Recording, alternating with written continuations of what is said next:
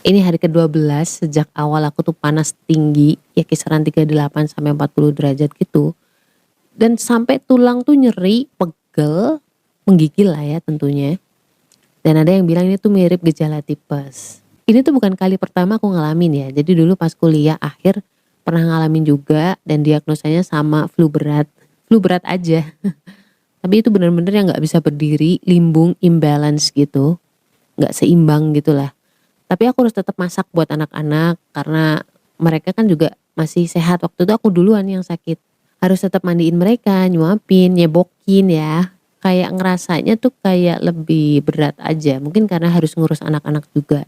Dan hari kedua itu berdirinya masih limbung, masak nasi goreng dong kemana-mana ininya. Plus indera perasa serta penciumanku tuh bener-bener yang mati total.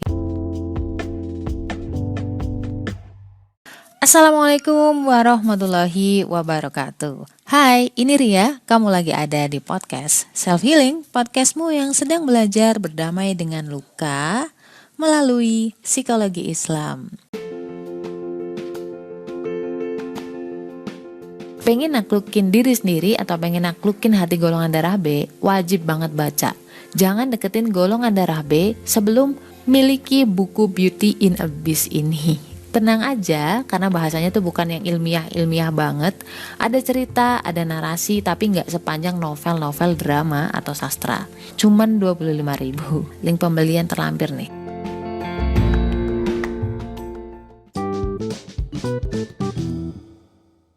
Hidup tuh kayaknya hambar gitu. Why? Karena gini, apapun yang aku minum, baik kopi pahit atau kopi manis sekalipun, itu tuh rasanya tawar dong. Ya, sama juga ketika bau, biasanya kan kalau anakku yang kedua itu pup, itu kan sekampung pasti tahu ya baunya saking bau banget gitu loh. Ini sama sekali aku nggak tahu kalau dia pup sampai kering dong. Jorok banget sih. Tapi beneran sampai segitunya gitu. Dan aku mencoba mencium minyak kayu putih, GPU ya, minyak serai dan bau-bauan yang menyengat lain tuh nggak ada, nihil. Nihil sampai ku tempel-tempelin ke hidung tuh sama sekali nggak ada. Agak tertolong karena si kakak itu nggak maksudnya masih penciumannya masih bener gitu. Jadi kadang-kadang, "Mah, adek gitu. Mah, adek pup." Ya kayak gitulah. Nah sedihnya tuh anak-anakku juga ikutan tertular walaupun nggak berbarengan. Adiknya dulu baru kemudian kakaknya. Cuman ketika tahu anak-anak sakit tuh kayak sakit di diri kita tuh udah nggak kepikir lagi gitu. Harus tetap bangun, harus tetap ini itu ya nggak, harus ngurus anak. Bukan pura-pura kuat tapi beneran yang udah nggak kepikir gitu loh diri kita tuh. Anakku tuh sampai panas, sampai nangis karena ngerasanya kayak, "Mah kok pusing ya mah?" Gitu. Sampai nangis gitulah yang pertama. Kalau yang kedua sih agak bebal sih emang. Jadi dia ketika udah panas banget pun dia masih tetap loncat-loncatan. Terus setelah panas turun tuh masih, jadi adiknya duluan yang sakit. Habis itu panasnya turun gantian kakaknya yang panas. Itu panasnya sampai 2 hari gitu si kakak. Setelah panasnya si kakak turun, itu adiknya ikut biduran gitu loh kayak yang alergi dingin kambuh. Yang dia garuk-garuk sampai kesel sampai nangis gitu loh si adik itu. Makanya aduh ya Allah, sempat kepikiran kok kayak bertubi-tubi gitu ya, kayak nggak kelar-kelar gitu. Kitanya sendiri juga belum sembuh benar, paling sekitaran masih 40% gitu kan. Tapi kayak harus bisa strong untuk merawat anak-anak.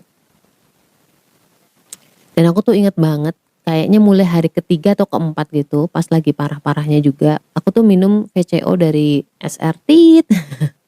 Itu langsung 3 sendok, karena biasanya kan cuma 1 sendok tuh aku tuh, 3 kali sehari misalkan 1 sendok, itu dulu sih, udah lama nggak minum juga.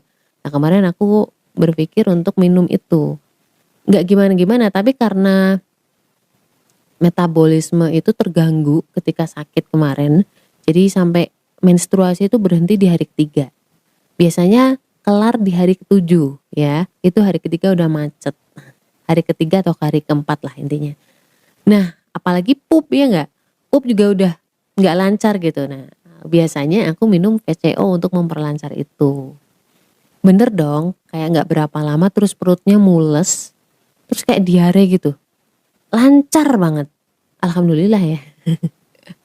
Tapi dipikir-pikir habis minum VCO terus diare gitu ya, diarenya nggak yang sampai lemes gitu enggak sih, tapi kayak semua yang di perut tuh keluar semua sampai bersih gitu loh. Habis itu tuh enak. Cuman aku sempat mikir, waduh jangan-jangan nih diare gara-gara VCO-nya kebanyakan. Nah aku ngurangin konsumsinya 1 sendok, biasanya cuman pagi sama malam. Ya walaupun kayak detoksnya itu tuh sekitar 2 harian baru kelar. Tapi seenggaknya udah agak enteng, terus tersisa kayak pusing cekot-cekot gitu, kayak di kepala tuh ada kayak lendirnya gitu loh, kayak ada dahak yang nggak keluar. Tapi itu bukan di hidung gitu, di kepala gitu. Jadi kalau misalkan lo tidur, posisinya nggak pas, itu kayak nggak enak banget lah di kepala. Hidung juga kayak pedes gitu loh. Nah, itu yang aku rasain. Tapi jujur itu much better than before. Jadi keinget aja kisahnya Pak Tung Desem Waringin ketika positif COVID. Dia juga ikhtiarnya minyak VCO. Dia pun mengalami diare gitu sebelum akhirnya membaik.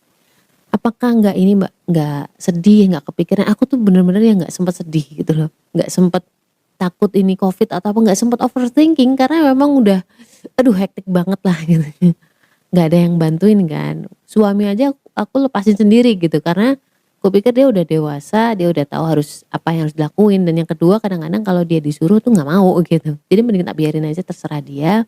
Kalau misalkan dia nanya tak kasih tahu. Itu walaupun juga malam-malam juga masih tetap harus ngerawat suami juga. Kalau ditanya jangan-jangan ini COVID, aku nggak tahu terus terang karena belum tes juga. Tapi sebenarnya aku orang yang jarang keluar rumah ya, karena kebetulan WFH dan bukan orang yang kontak sembarangan gitu kan, atau tenggelam dalam kerumunan asik. Aku tuh orang yang tahan berminggu-minggu gak keluar rumah sama sekali. Dan mudah-mudahan sharing ini membantu. Ya alhamdulillah. Untuk per hari ini sih udah agak mendingan, cekot-cekotnya udah mulai berkurang, badan udah agak enteng dan bisa nge-podcast serta bikin blog. Dan oh ya satu lagi, anehnya gak ada ingus sama sekali. Ya sama sih kayak dulu yang pas didiagnosa cuman flu berat. Cuman bedanya ini tuh kayak hilang rasa dan juga hilang bau. Gimana Mbak, udah balik belum? Udah agak membaik masalah indera penciuman dan juga perasa, tapi belum 100%, ini masih kisaran 30%-an. Karena kalau gak deket banget itu gak kecium juga baunya. But at least aku udah agak bisa ngerasain rasa masakan lah, asin gitu kan. Dan tahu gak sih, hidup tanpa indera perasa dan indera penciuman itu rasanya hambar banget.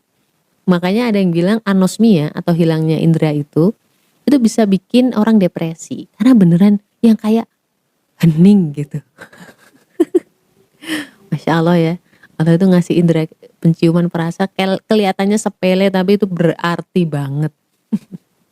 Oh, tambahan selain VCO juga kami tetap mengonsumsi kayak obat-obatan, paratusin, yang ada paracetamolnya lah. Penurun panas, terus vitamin juga ada, tapi aku lupa vitaminnya apa. Ada juga madu hitam plus propolis. Waktu itu gak terlalu sering sih, tapi sesekali. Bukannya maksud ngiklan, cuman kan harus apa ya, gue harus cerita juga yang lain gitu. Nanti dikira pilih kasih cuman ke VCO doang. Positive thinking perlu banget, walaupun memang agak susah. Ya aku darullah semuanya sakit jadi gak sempat bernegative thinking. Ya sempat agak ngerasa kok gak kelar-kelar ya gitu, padahal baru seminggu.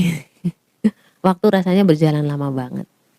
Jadi apapun mungkin kamu yang sekarang lagi sakit, kemarin aku mengamalkan hasbiyallah wa ni'mal wakil. Jadi begitu berat rasanya, aku ucapin itu cukup bagi kita Allah.